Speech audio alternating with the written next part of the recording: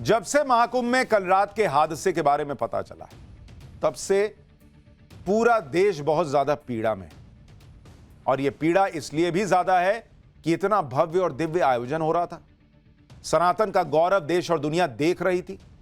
सब कुछ बहुत शानदार तरीके से चल रहा था, लेकिन पता नहीं किसी की नजर लग गई, क्या हो गया। सब कुछ अच्छे से संभालते संभालते भी एक घटना हो गई। महाकुंभ में जो अनहोनी हुई उसने आपको, हमको, मतलब सबको दुख और पीड़ा से भर दिया है।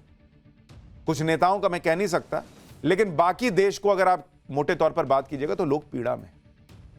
लेकिन आप सोचिए, नरेंद्र मोदी और योगी आदित्यनाथ जिन्होंने इतना भव्य और दिव्य आयोजन करने में पूरी शक्ति लगा दी, हर संसाधन लगा दिए, उन पर इस वक्त क्या बीत रही होगी। प्रधानमंत्री मोदी तो रात से ही खुद इस पूरे घटनाक्रम पर नजर रखे हुए। चार बार उन्होंने मुख्यमंत्री को फोन लगा दिया कि बताइए क्या हो रहा है, क्या नहीं हो रहा है, क्या मदद चाहिए, ये हुआ कि नहीं, वो हुआ। सब कुछ नरेंद्र मोदी 4 बार सीएम को फोन करके, योगी आदित्यनाथ को फोन करके उन्होंने रिपोर्ट ली।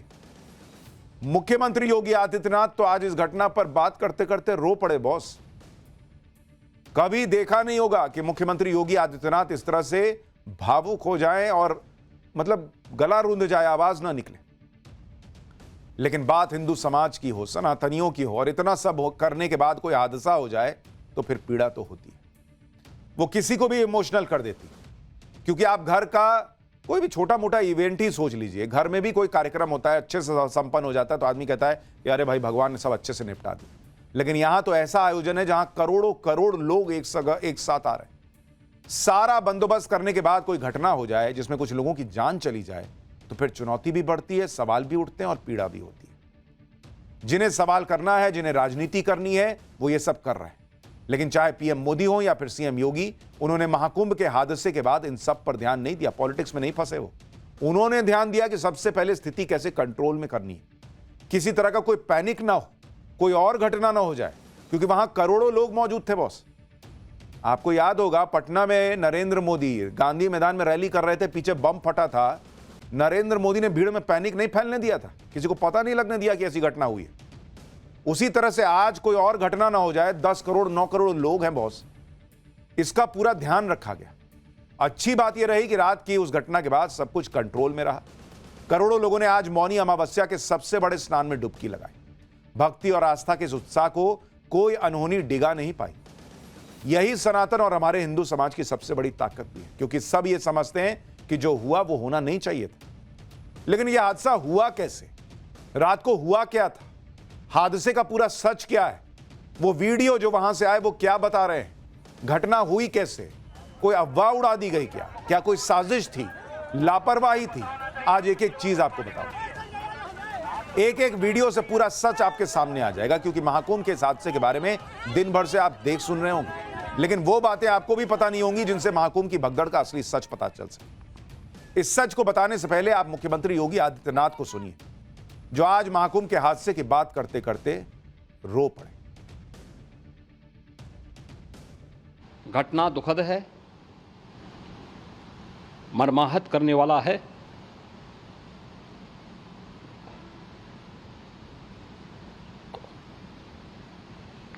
उन सभी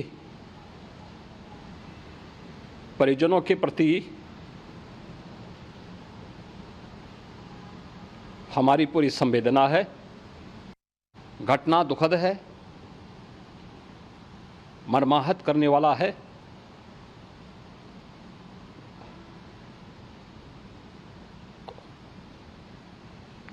उन सभी परिजनों के प्रति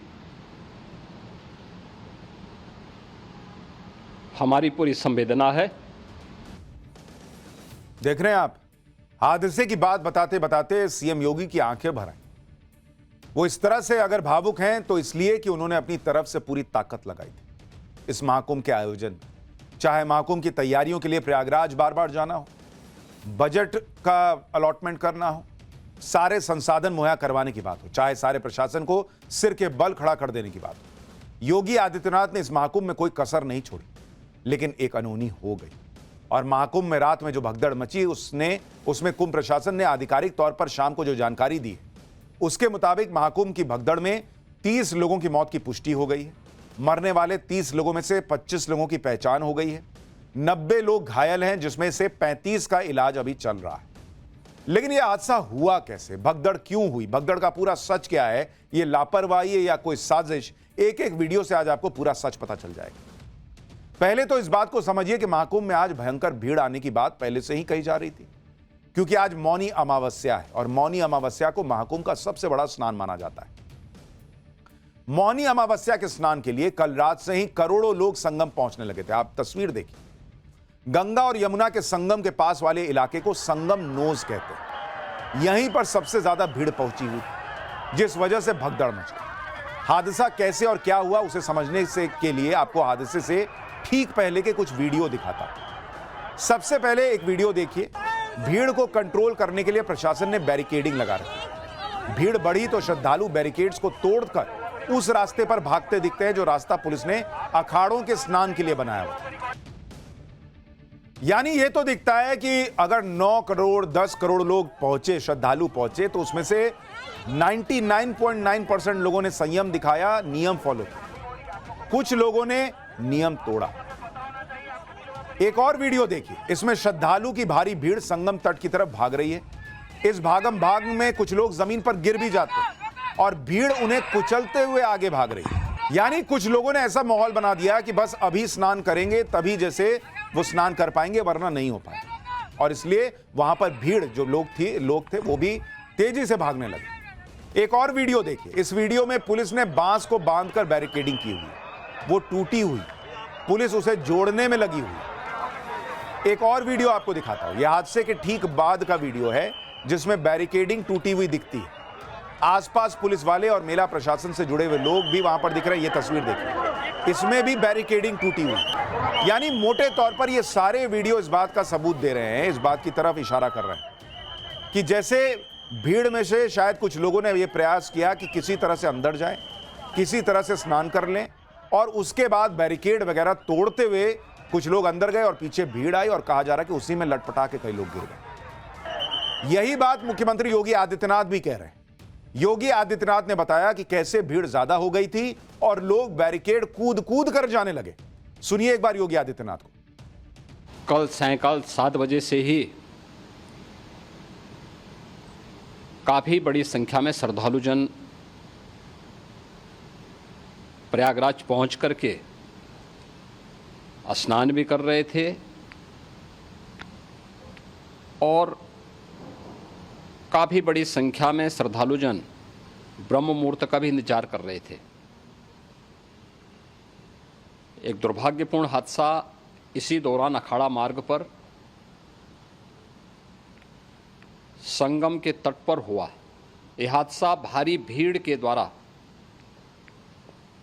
अखाड़ा मार्ग के बैरिकेडिंग्स को तोड़ने और उसके बाद उससे कूद करके जाने के कारण वहां पर हुआ है।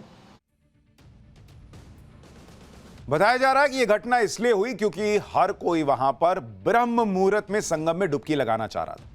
इसी भावना से प्रेरित होकर लोगों की भीड़ मौनी अमावस्या पर स्नान के लिए संगम पहुंच रही। लोगों के आने का सिलसिला कल से ही शुरू हो गया। मंगलवार रात होते होते संगम के पास करोड़ों श्रद्धालु जमा हो गए। ये तस्वीरें आप देखिए, ये मंगलवार रात 1:30 बजे की तस्वीरें बताई जा रही हैं और आप भीड़ का आलम देखिए। बस लोगों के आने का सिलसिला लगातार चले ही जा रहा था।